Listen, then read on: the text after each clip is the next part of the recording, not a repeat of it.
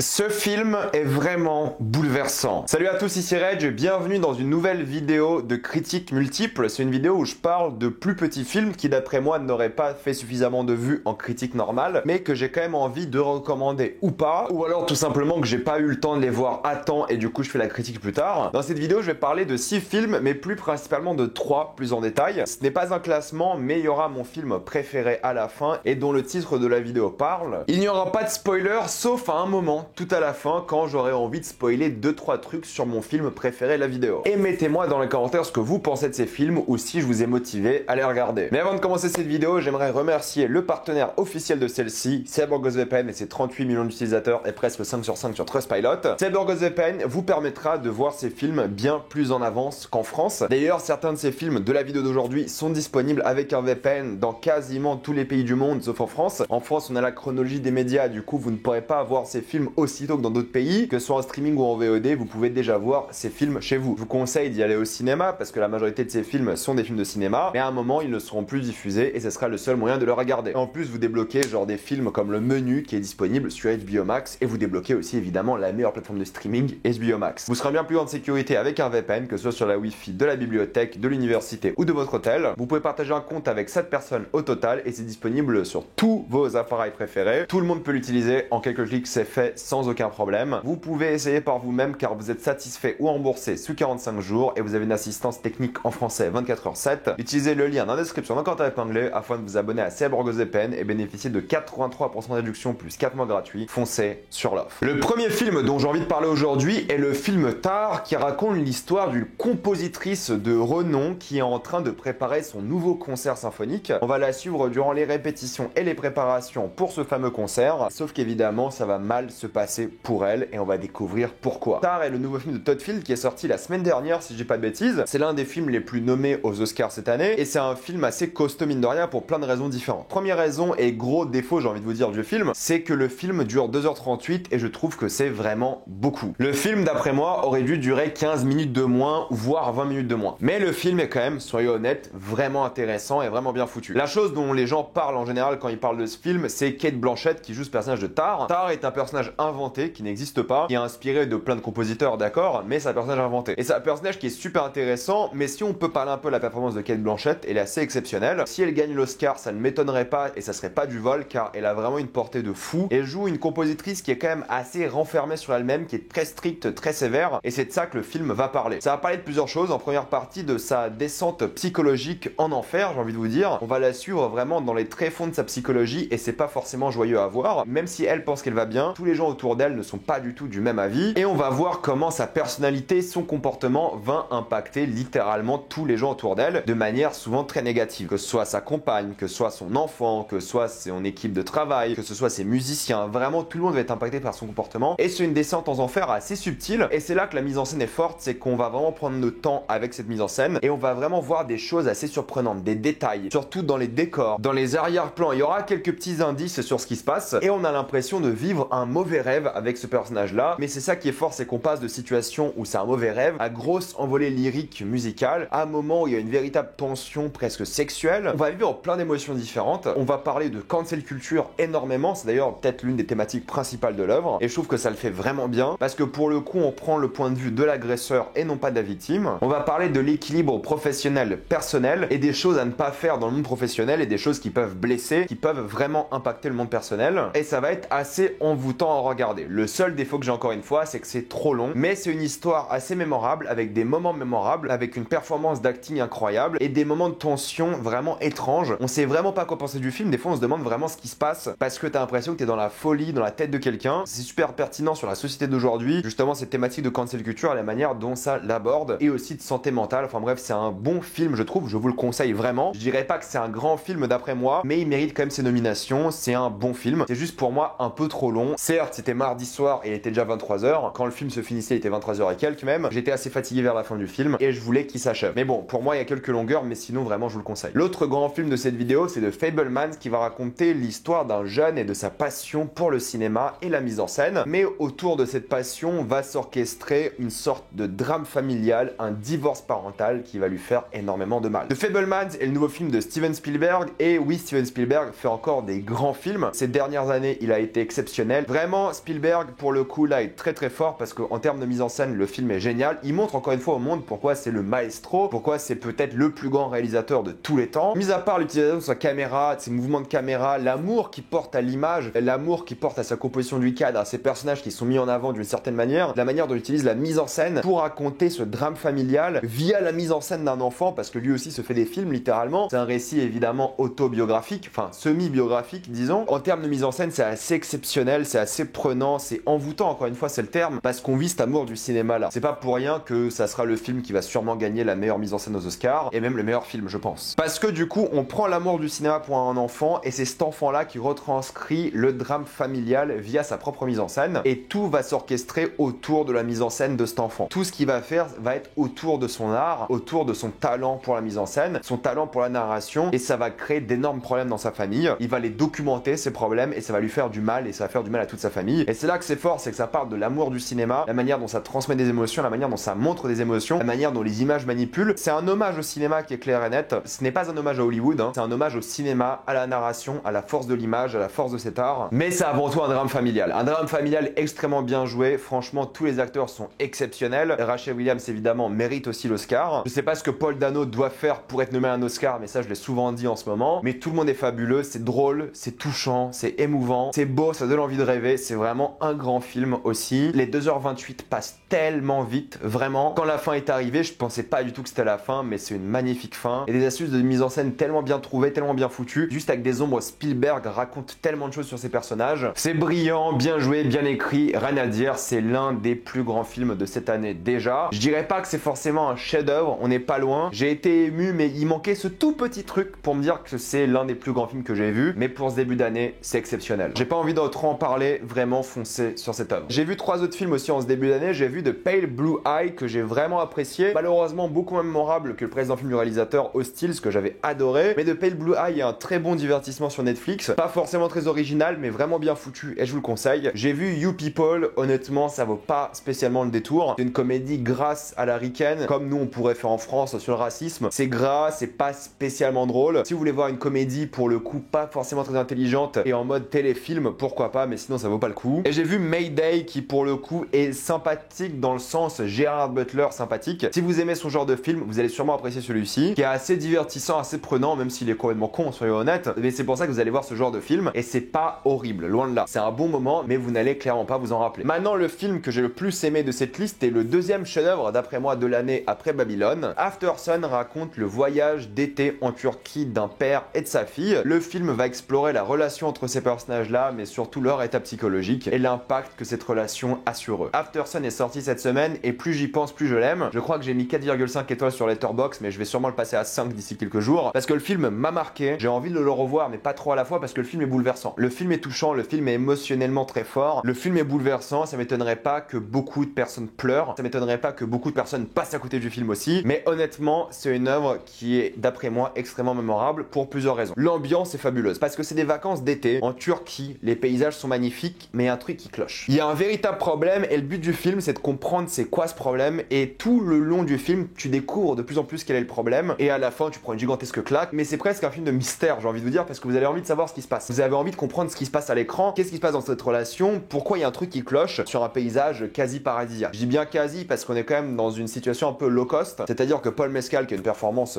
incroyable dans le film, il mérite sa nomination à l'Oscar aussi. Il joue un père qui a pas forcément beaucoup d'argent et qui est pas forcément prêt pour être père, alors qu'il a une fille qui a déjà 11 ans. Et c'est de ça que va parler le film. Je vais pas vous en dire plus, je spoilerai après, mais c'est de ça que parle le film, et ça qui est fort, c'est que tu découvres au fur et à mesure ce qui se passe, dans une ambiance idyllique, mais à la fois tragique, à la fois déprimante, et t'as cet arrière-goût à chaque fois que tu regardes le film, où t'as vraiment l'impression que ça va très mal finir. Et en termes de mise en scène, c'est fabuleux. La composition du cadre, surtout dans ce film-là, est géniale, parce qu'en fait, le film va traiter d'un truc vraiment intéressant, ce sont les souvenirs, le traumatisme, la santé mentale du point de vue de ses rêves, de ses motivations, de la dépression, de l'anxiété, de toutes ces thématiques-là, mais surtout le souvenir. Le souvenir, pour moi, c'est le truc principal, et t'as l'impression que ce film-là est aussi une sorte de rêve, parce qu'on dirait un souvenir. Et en termes de mise en scène, c'est fabuleux par rapport à ça. La manière dont il place les visages des personnages dans le cadre, la manière dont ça utilise les écrans, la fille filme beaucoup avec sa caméra, c'est beau visuellement en même temps, ça montre cette pauvreté aussi à la fois, mais ça montre surtout cette relation. Et par les performances d'acteurs, la fille est géniale aussi, qui interprète Sophie, fabuleuse actrice, mais c'est la relation entre les deux qui est incroyable. La bande son est géniale, le rythme est fabuleux, ça dure qu'1h40, 1h40 je crois, et quand la séance s'achève, vous avez envie de rester assis dans votre salle de cinéma parce que vous venez de voir quelque chose d'assez extraordinaire. C'est un film qui est poignant, qui est difficile parce qu'on voit pas souvent ce genre d'histoire, et j'ai été assez marqué, touché, pas parce que je comprends, je suis pas père de famille, mais parce que j'ai compris le personnage. Je peux pas vraiment m'identifier, mais j'ai compris vraiment l'enjeu, j'ai compris la relation, et je l'ai trouvé fabuleuse. Ça sera pas pour tout le monde, et je pense que c'est le genre de film qu'il faut laisser un peu cogiter, et un deuxième visionnage va aider, mais honnêtement, il est marquant, il est fort, et je pense que ça va devenir au fur et à mesure des années l'un de mes films préférés. Parce que honnêtement, je suis sorti de la salle, je me suis dit c'était vraiment cool, j'ai beaucoup aimé, mais depuis que j'ai vu le film, il quitte pas ma tête. C'est encore là et j'arrive pas à m'en débarrasser. Et ça, c'est une marque pour moi d'un grand film. Il y a une mélancolie qui s'en dégage, il y a une tendresse, mais à la fois il y a la détresse. Je trouve ça vraiment extrêmement poignant, bouleversant, c'est le mot, et je vous conseille de le voir. Avant de vous spoiler Aftersun, encore une fois, mettez-moi dans les commentaires ce que vous avez pensé de tous ces films. J'ai envie d'avoir votre avis et j'ai envie de savoir si je vous ai motivé à aller voir ces films. Abonnez-vous à la chaîne pour plus de vidéos, mettez un j'aime, ça aide beaucoup la chaîne. Et maintenant, pour ceux qui n'ont pas vu Aftersun et qui veulent le voir, quittez cette vidéo car je vais spoiler l'élément crucial du film. Vous l'avez compris, dans Aftersun, c'est le dernier voyage entre Sophie et Callum, parce qu'en effet, Callum s'est suicidé après son voyage en Turquie. C'est ce qu'on voit à la fin, c'est ce qu'on comprend, et c'est pour ça que tu as toutes ces scènes où justement tu vois Sophie qui est face à Callum. Tu penses au début que c'est la mère de Sophie, mais c'est Sophie. Tu penses que c'est leur moment de rencontre pour la première fois, mais non, en fait c'est Sophie qui a envie de tenir son père dans ses bras pour la dernière fois, parce que c'est la dernière fois qu'elle a vu son père, et le seul souvenir qu'il a lui, c'est cette vidéo. Et tu comprends tout le film que Callum est dépressif, tu comprends qu'il est vraiment pas bien dans sa tête, et tu comprends qu'il va pas bien du tout. Même s'il a une fille, il essaie de l'aimer. Une scène qui est très forte au début du film, et d'ailleurs 2 fois dans le film, quand Sophie lui demande qu'est-ce que tu voulais faire quand t'avais mon âge, 11 ans. Et il se rend compte qu'en fait il voulait pas un enfant, il voulait pas avoir cette vie. Et ça le déprime énormément. En plus il a des problèmes financiers, des choses comme ça, séparé de sa femme. Il est plein de regrets, il galère, il arrive pas à rendre sa fille heureuse, et il se suicide. Donc pour moi c'est extrêmement poignant, et quand je pense que tu revois le film en sachant qu'il va se suicider, c'est encore plus fort. Mais ce qui est fort pour moi, c'est qu'à la fin tu vois la chambre de Sophie,